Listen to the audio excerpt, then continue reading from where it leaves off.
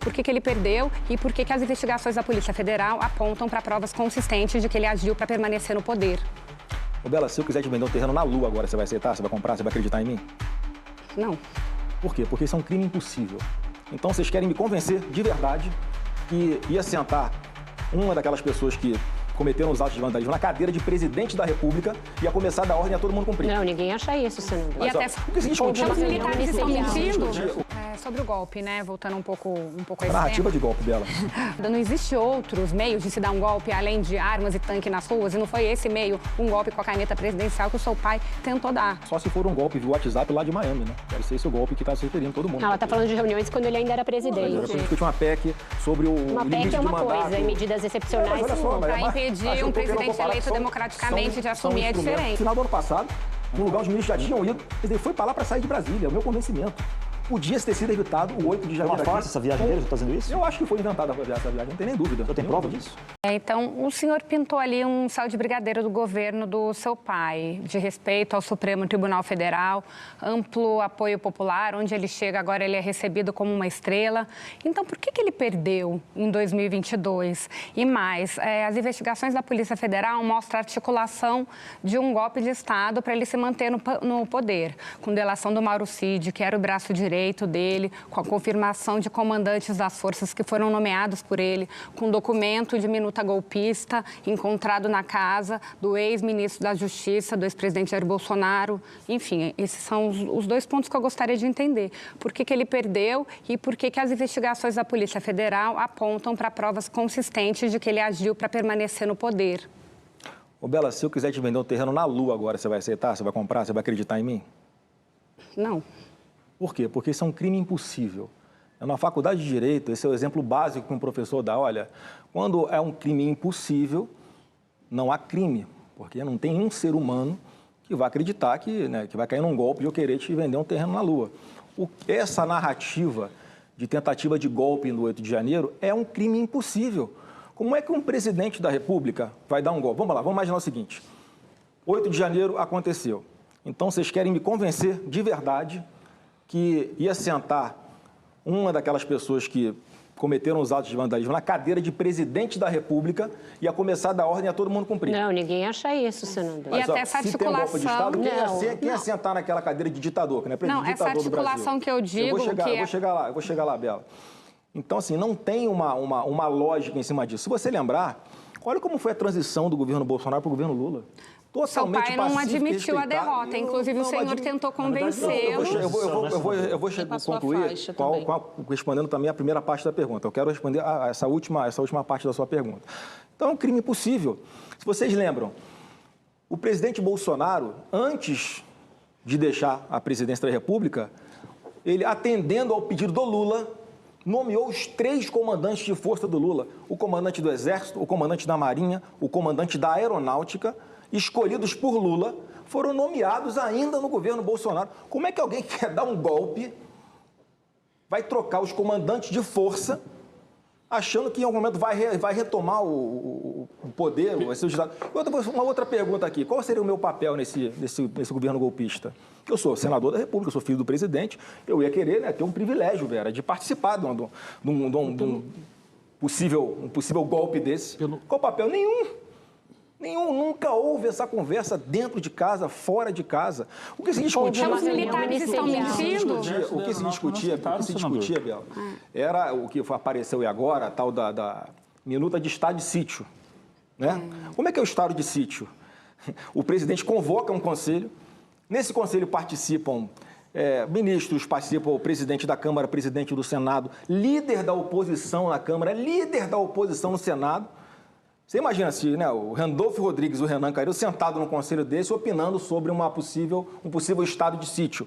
Para aí eles vão sugerir algo ao presidente. O presidente manda para o Congresso Nacional que vai decidir se faz um estado de sítio ou não.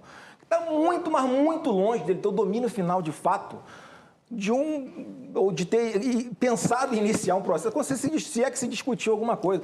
Nós estamos discutindo lá agora, Vera, a PEC para colocar um mandato de ministro do Supremo. Daqui a pouco a gente vai ser acusado de ser golpista, que nós queremos dar um golpe no Supremo Tribunal Federal. Não, isso está escrito na Constituição. Qual o problema de se discutir, se é que isso foi discutido? Eu vou responder a sua primeira parte da pergunta, porque é que ele perdeu a eleição. Eu não vou nem tratar, Vera, dessa questão de urnas eletrônicas. Mas faço aqui uma ressalva que enquanto o TSE não colocar algumas camadas a mais de segurança e transparência, sempre vai ter gente desconfiando do resultado das urnas. Mas não quero tratar disso. Agora, é inegável o que aconteceu no processo eleitoral. O que o TSE fez antes, durante e depois das eleições, ficou muito claro para todo mundo que ele pesou muito mais a favor de um lado do que do outro. Você vai lembrar que a gente foi censurado de falar muitas verdades sobre o Lula, de forma prévia, na propaganda eleitoral, no rádio e na televisão. Não pode falar que o Lula ele é ex-presidiário, não pode falar que o governo do PT fez o que fez com a Petrobras, com Furnas, que é tudo fake news, é tudo discurso de ódio. A gente não podia falar que o Lula tinha proximidade com ditadores. Mas e as medidas aprovadas no Congresso não pesaram ao contrário? A gente não podia falar um monte, foi censurado de falar um monte de coisa. Vocês vão lembrar do radiolão. Aquilo que nós fizemos, pegamos uma empresa respeitadíssima no mercado, que faz levantamento de audiência, inclusive para várias empresas privadas no Brasil inteiro, para rádio, para televisão. Cabia a nós, partido, indicarmos os indícios que nós achamos que estavam burlando a equidade na competição no processo eleitoral. O que aconteceu quando nós pedimos que fosse investigado? Não só nega, como multa a gente. Quer dizer, será que se as pessoas tivessem acesso a essa informação e grande parte das propagandas eleitorais nossas não foi ao ar, coincidentemente, na região Nordeste, muitos eleitores teriam estado mais atentos e votado em Jair Bolsonaro. Mas o ministro Fábio Faria, que era o ministro das Comunicações à época, fez a coletiva para falar desse caso e no dia seguinte pediu desculpas e voltou atrás. Ele ficou com medo de bancar o que ele tinha visto. E eu te falo mais. Ele tinha, sim, que ter insistido, não por birra, não para bagunçar processo, nada disso. Nós queríamos só que fosse investigado. A gente não teve o direito de apresentar indícios para que o maior interessado em combater uma fraude nas eleições, que sem dúvida alguma é o TSE, pudesse apurar para saber o que aconteceu. Nós não tivemos nem essa oportunidade. Então, assim, eu quero aproveitar para desfazer uma grande injustiça que acontece hoje, porque muitas pessoas botam na conta da deputada Carla Zambelli o Bolsonaro ter perdido a eleição por causa daquele fato que ocorreu 1 ou 2 dias antes das eleições. Isso. Te reafirmo aqui, a Carla sempre foi uma parlamentar 100% alinhada conosco, uma pessoa correta, uma mulher batalhadora, já passou por muita dificuldade na vida, uma das mais bem votadas do estado de São Paulo na história das eleições, e não foi isso que interferiu nas eleições. Indiscutivelmente, o processo eleitoral é que pesou muito mais nos resultados das eleições do que, sem dúvida alguma, fatos isolados. Para a gente fechar a roda antes. Sobre o golpe, né? Voltando um pouco a esse narrativa tema. De golpe dela. Seu pai, o senhor, colocou aqui, insistem nesse argumento de que não tinha tanque na rua, gente com arma, então não existia golpe. Mas o que a investigação da Polícia Federal deixa claro é que o presidente Bolsonaro, à época, pretendia decretar uma GLO, um estado de sítio, ou seja, usar o poder da caneta presidencial. Essa versão não é um pouco fatigada? Não existe outros meios de se dar um golpe além de armas e tanque nas ruas? Só se for um golpe via WhatsApp lá de Miami, né? Ela está falando de reuniões quando ele ainda era presidente. Com a abertura estado de sítio, estado de defesa, não tem que passar pelo Congresso Nacional. Se for um golpe, não necessariamente. Você não pode discutir uma PEC, mas você não pode discutir uma PEC sobre o limite de mandato. Uma PEC é uma coisa, e medidas excepcionais mas olha só, para impedir um presidente eleito democraticamente de assumir é diferente. Não, a PEC é um instrumento regular do Congresso. Essas medidas são excepcionais. 4 anos de mandato, ele nunca tentou fazer isso. Não tem a menor condição, não para de pé, não tem como querer impor um crime impossível, Graciliano. Uma pessoa, cabia ao Lula impedir que acontecesse o 8 de janeiro, porque ele era o presidente da República. Eu cansei de ver manifestação de black bloc em que chegava o batalhão de choque e dava conta do recado com caras armados de coquetel molotov.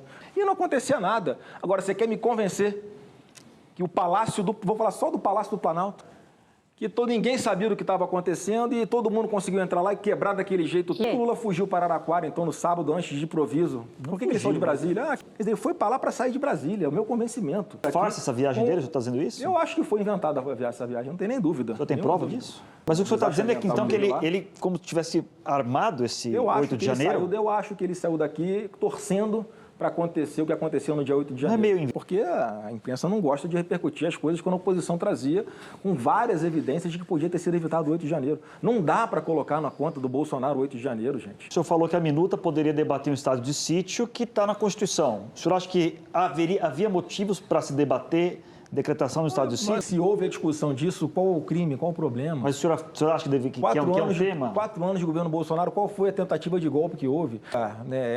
Essa manipulação da opinião pública de que Bolsonaro, se fosse eleito, lá em 2000, se fosse eleito e implantar uma ditadura militar, então, que ele o presidente passou 4 anos aqui, sempre respeitou a Constituição. Fala um ato do presidente Bolsonaro fora da Constituição.